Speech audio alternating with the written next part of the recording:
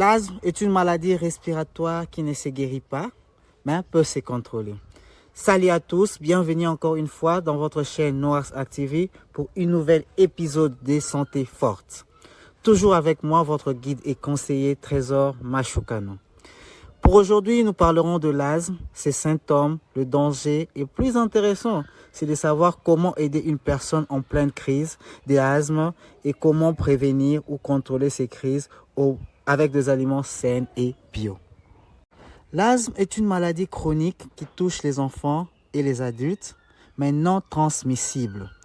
Elle est due à l'inflammation, redressement et resserrement de muscles qui entourent le voie respiratoire fine. Notons que la plupart des décès liés à l'asthme surviennent dans le pays à revenus faibles, dû au fait que le sous-diagnostic et l'insuffisance de traitement restent problématiques, comme en est le cas dans notre pays, le Congo RDC. L'asthme est une maladie multifactorielle dont la cause est due à plusieurs facteurs.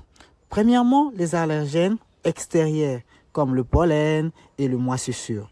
Les infections respiratoires, les irritants respiratoires comme le fumet du tabac, la pollution de l'air froid, les allergies aux poils d'animaux, les substances chimiques contenant dans la peinture, le colle, etc. Il y a lieu pour la personne atteinte ou son entourage de pouvoir diagnostiquer la maladie par des symptômes suivants. Toux, de faible intensité ou sévère, la nuit ou pendant l'exercice physique, difficulté à respirer, respiration sifflante, essoufflement la nuit, respiration par la bouche, infection respiratoire fréquente ou rapide. Il y a d'autres symptômes courants comme l'oppression thoracique, l'ancienneté, fréquence cardiaque élevée, irritation de la gorge aussi. Avant de voir, comme nous avons l'habitude dans Santé Forte, les aliments à consommer régulièrement ou les plantes à prendre pour mieux vivre, calmer ou se débarrasser définitivement de l'asthme, épinglons d'abord quoi éviter pour ne pas aggraver ou causer des crises répétitives. Dans les odeurs fortes et puissantes, comme les sprays, les parfums ou les odeurs de certains plats, peuvent eux aussi déclencher ton asthme, comme pour la fumée de cigarette ou un feu de cheminée. Éviter les couvertures de laine, les déodorants.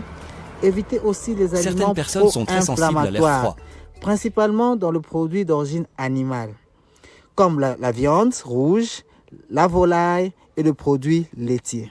On ne peut pas guérir de l'asthme, mais une alimentation saine et bio peut nous maintenir à point pour le reste de notre vie.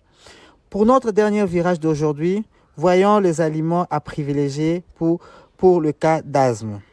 Premièrement, les aliments riches en oméga 3, comme les saumons, la truite, la sardine. Deuxièmement, le miel, car c'est un antiseptique naturel hyper efficace pour l'appareil respiratoire. Juste prendre une demi-tasse de miel matin et soir. Une consommation de vitamine C à forte dose a un effet protecteur contre l'asthme, comme le grume, les kiwis, la papaye, la fraise, le melon. Mais plusieurs légumes en contiennent aussi, comme le poireau, le frocolin, le chou, les betteraves, le petit pois vert. Également le vitamine D que l'on retrouve dans le foie de veau, le soya, le jaune d'œuf et l'huile de moutarde. C'est bon?